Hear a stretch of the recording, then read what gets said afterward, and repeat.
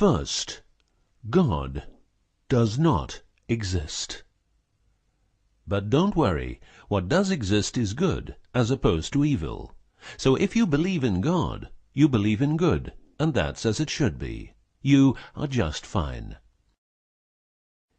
If you believe in evil, then you probably need a whack on the back of the neck with a big fucking stick.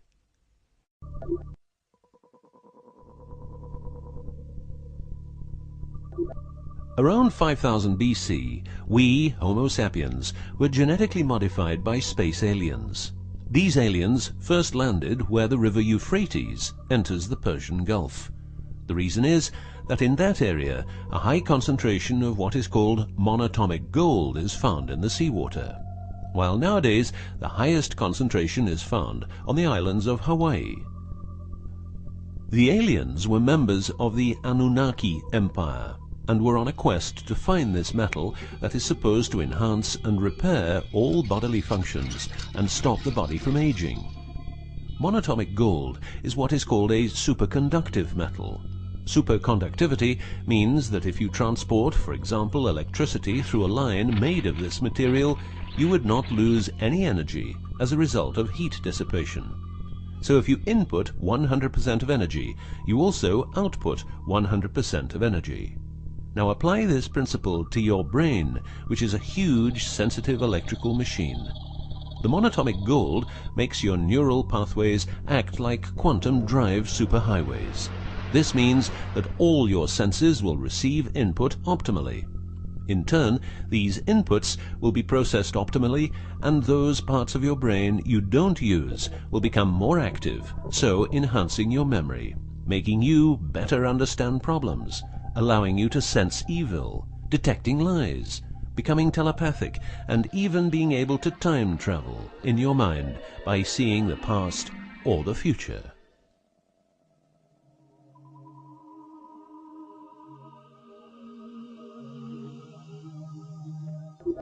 So the Annunaki, which is the name of the empire which includes races like the Saurian, or as they are called the Reptoids, the Argarians, or Nordics, because of their human looks, and the Greys from Zeta Reticula, were looking for monatomic gold. This involved enormous effort because it had to be extracted from seawater, or by processing it in such a way that the gold, usually in pairs of 8 atoms per molecule, could be separated into individual particles. In this fashion, the monatomic elements were separated from the multi-atomic cousins. In a similar way, uranium-235 is produced. For the use as intelligent slaves, the Annunaki took a man, let's call him Adamski, and took out a part of a rib. This is because the rib is a part of the human body that can be removed without causing too much damage, and because the rib contains bone marrow, it's a perfect source for DNA. The Annunaki modified the DNA for a better manipulation of the humans and implanted it into a woman, let's call her Mulva. Mulva then had children with Adamski, and their children were, just like Mulva, genetically modified. These humans worked for the Annunaki, but not a lot of humans knew about the Annunaki, and then, for some reason, the Annunaki disappeared. An interesting detail is that the symbol for human DNA resembles the word Yah, which is God, but surely this is a coincidence.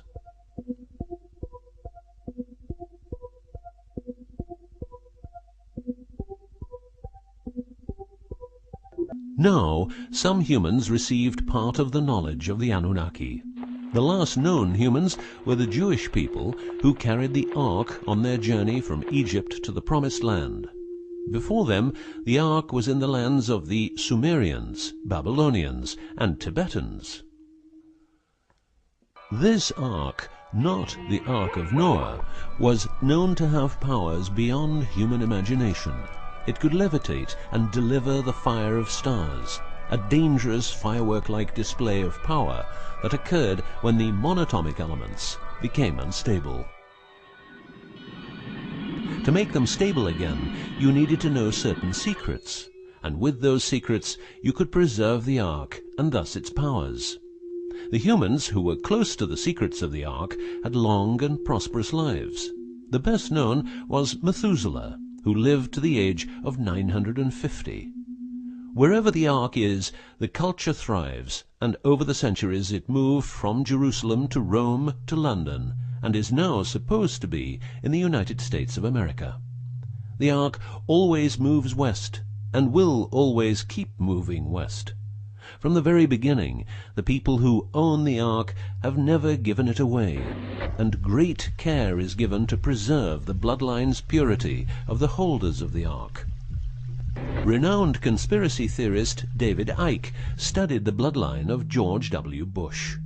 This he traced back all the way to the Sumerians, a people who lived in the southeastern part of what is now known as Iraq, where the river Euphrates meets the Persian Gulf.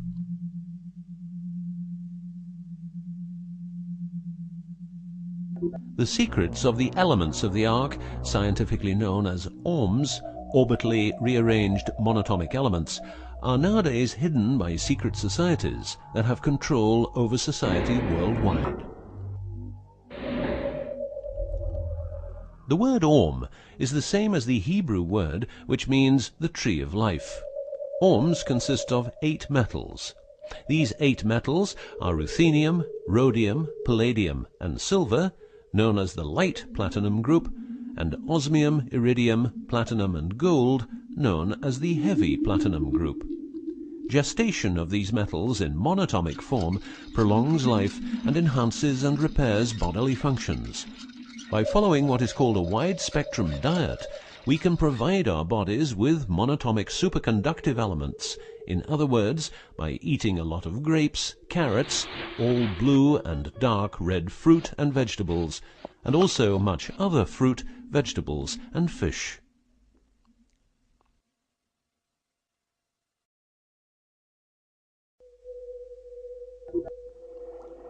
There are countless fragments of footage shot by both Russian and American astronauts, which show the vast number of lights that seem to be attracted by releases of electromagnetic energies by both the Earth and man-made objects such as satellites.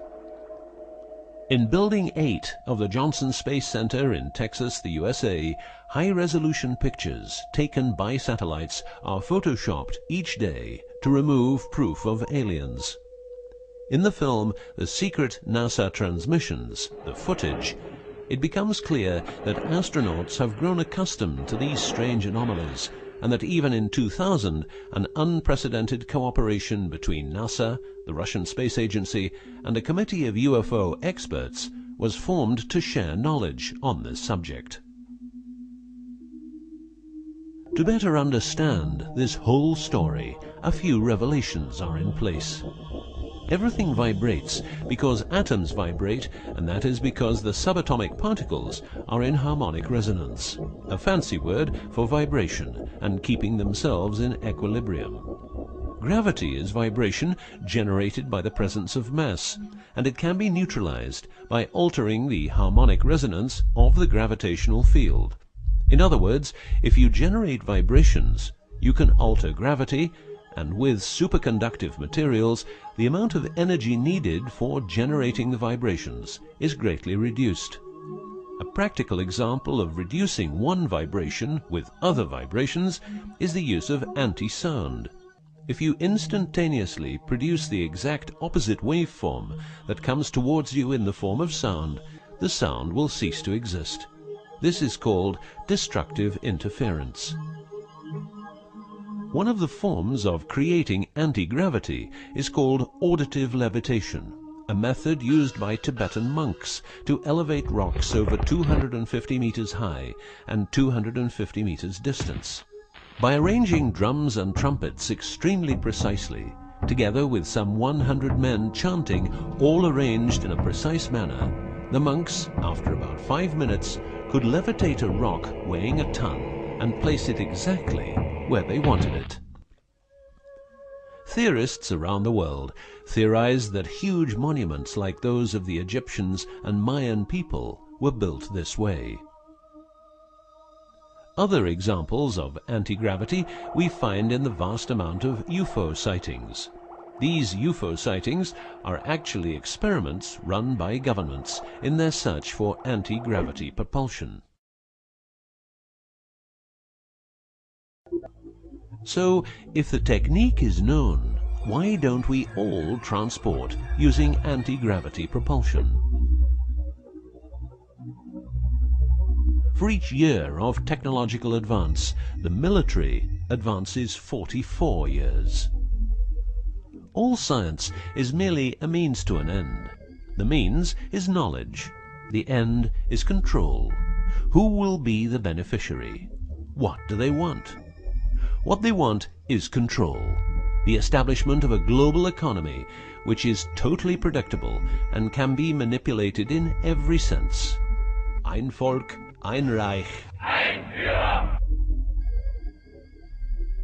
What I am saying is that the vast majority of people is being controlled by the established upper class. I know this is like the plot of a bad movie, but stay with me for a minute. Anti-gravity exists. The ability for everyone to be a genius exists. Aliens exist, and much more efficient ways of producing energy exist. For example, the mighty engine, which produces the same amount of energy as a normal engine, but only using 5% of the fuel a normal engine uses. Or the PAP engine, which without fuel, only driven by the power of zero-point energy and a small amount of noble gases, can deliver 500 horsepower for a period of 10 years. Or the Maternita machine of the Maternita commune, which has delivered 3 to 4 kilowatts out of thin air for the last 20 years. What would be the consequences for the upper class if they lose their monopolistic knowledge? What would happen to them if people would know about the secrets they're holding for us? If I don't need any more gasoline, what would happen? If I don't need any more electricity or gas, what would happen? If I don't need any more medicines from the pharmaceutical industry, what would happen? In order to ensure their powers, the upper class, some call them the Illuminati, handles a strict agenda. The agenda has the aim to prepare the world for world domination, beginning in the US and Europe. According to conspiracy theorists around the world, this is what they are doing as preparation. By the way, these people are extremely smart and fanatic, extremely rich, and they have tried it before. Then they were called the Nazis.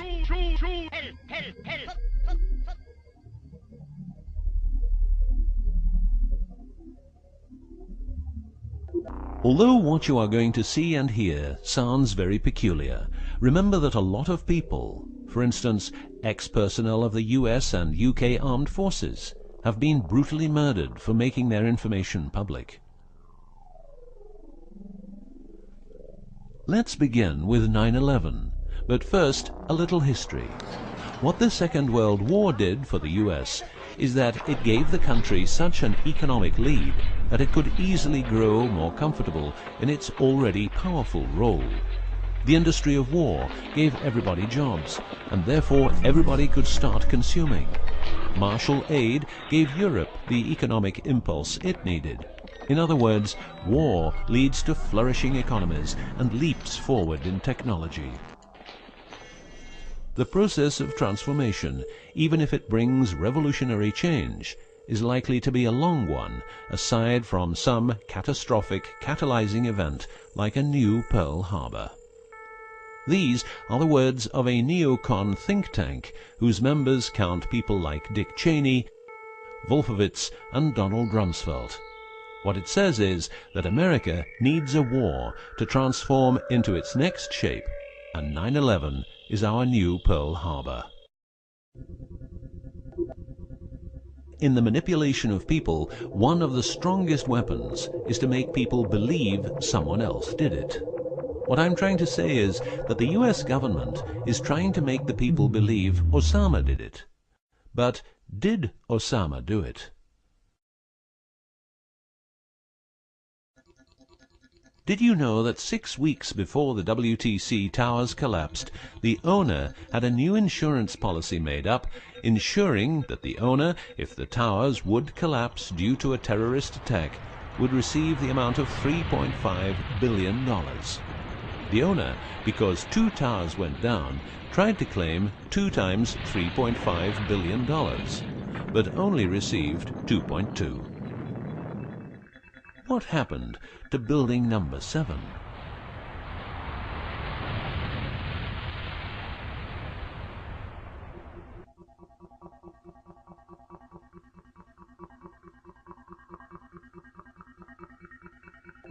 In order to control people who can be a hazard to the bad guys have control of a number of tools. One of these tools is the remotely operated electromagnetic frequency weapon. These use microwave, ELF, extremely low frequencies, and acoustic frequencies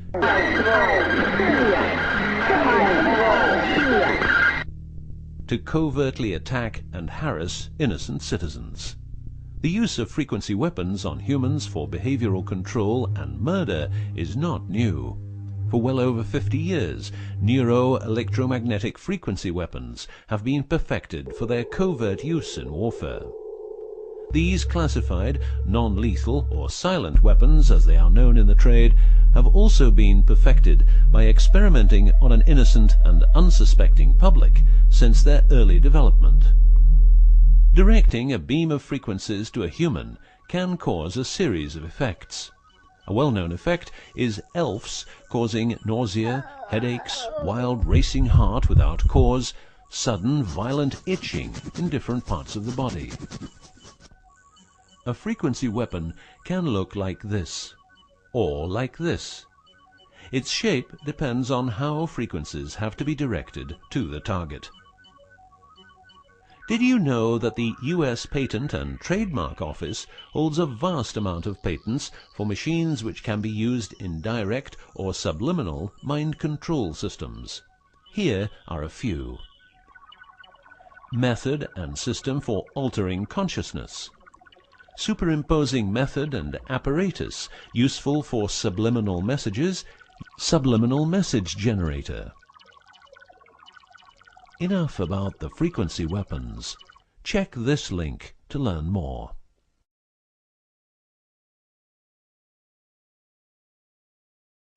You will realize that to control people, you have to know what they are communicating. So in the 1950s, the UK and USA decided to set up the world's biggest espionage network to make sure all communications between Russians and spies or allies were monitored. This system has continuously been updated since the day it became operational.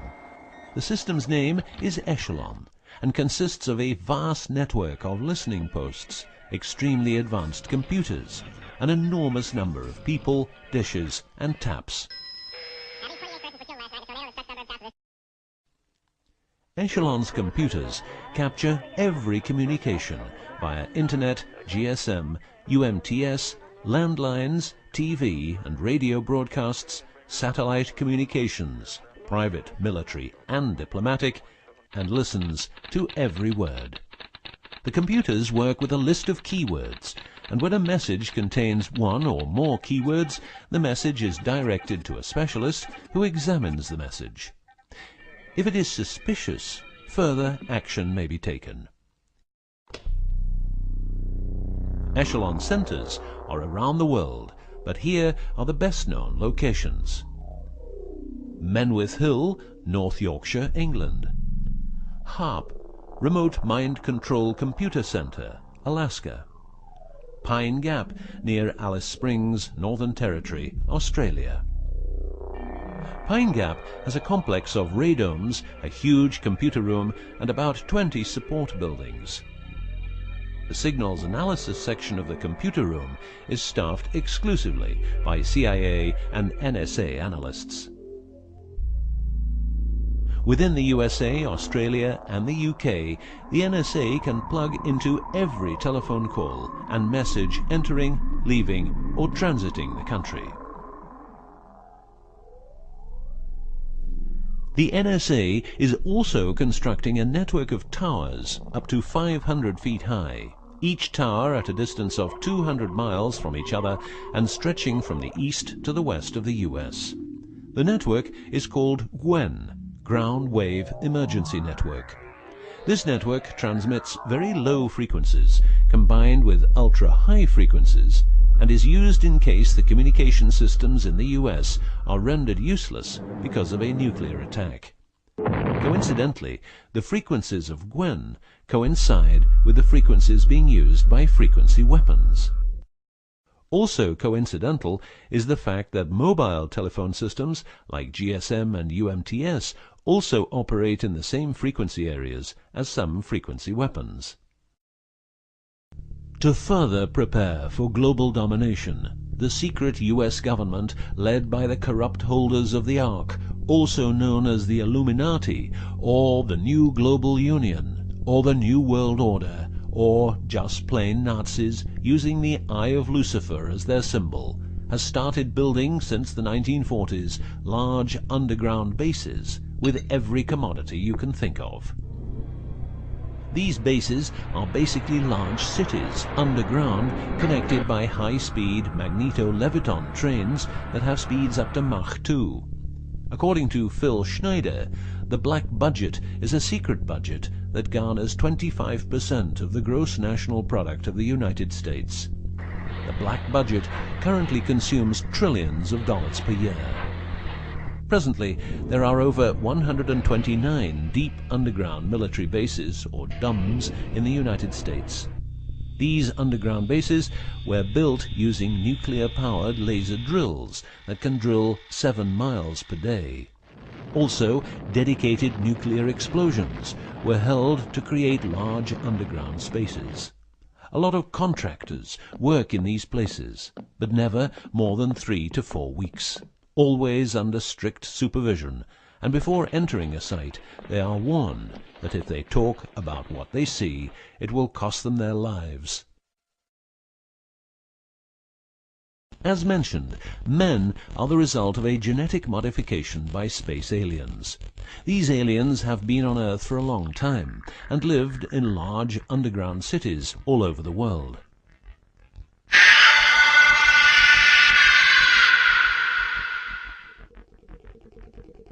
Collaboration with modern governments began as early as 1933 with the Bavarian Illuminati and Thule secret societies, and this collaboration was brought into America via the CIA, which was established with the help of American Nazi agents as well as European Nazis who were brought into America through Project Paperclip and other operations. It was agreed that the aliens and the upper-class secret government would help each other, as agreed in the 1954 Greada Treaty. By 1979, the aliens didn't respect the treaty at all, and it was in this year when, at Dulce Air Force Base, a huge underground base was being built, and during excavation, an underground alien city was discovered. There are several species of aliens working with the U.S. at the Underground 7 level facility at the Alien U.S. Government Biogenetic Research Base in Dulce, New Mexico. The reason they help the U.S. government is because the aliens need space here on Earth for conducting experiments on humans and storing humans in suspended states for reasons unknown. In exchange, the aliens give the U.S. government technology. Examples of these technologies are stealth aircraft, anti-gravity propulsion, genetic research, quantum technologies, computer technology, biological warfare, medicine, GSM, etc. The greatest weapon the devil has is the disbelief people have in him. The devil represents evil, and those who want to dominate are the evil ones because they keep their knowledge from saving lives and improving the world. Instead, the evil ones will make the people more docile and stupid, using more tricks in order to achieve their goal, which is world and universal domination.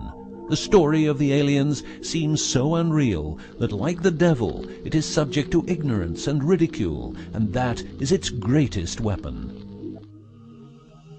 In the past and present, the evil ones have tried a number of methods and products to manipulate people. AIDS, invented by a laboratory in Chicago, Illinois in 1972. It was a biological weapon to be used against the people of the United States. Second, the US government has a Tesla device to generate earthquakes. NASA only landed on the moon once.